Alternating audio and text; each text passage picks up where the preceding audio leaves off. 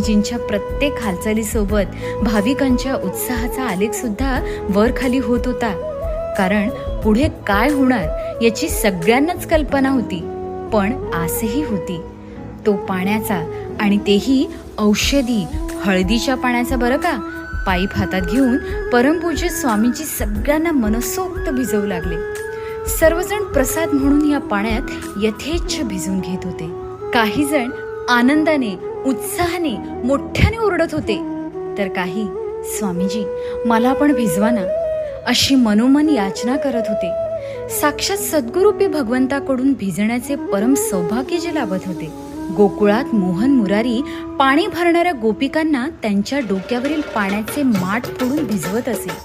त्यावेळी त्या गवळणींना जो परमानंद प्राप्त व्हायचा ना, तो हाच आनंद असावा, हेच सौभाग्य असावे, असे हे विलक्षण दृश्य